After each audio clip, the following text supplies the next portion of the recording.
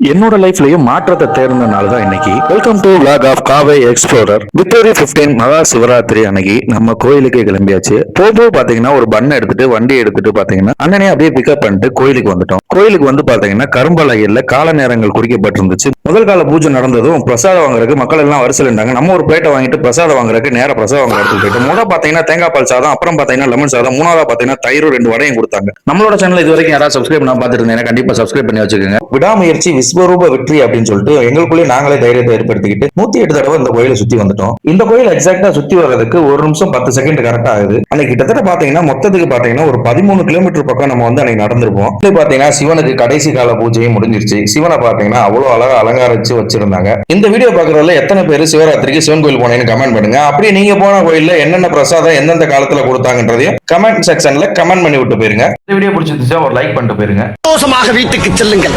நன்றி, வணக்கம்.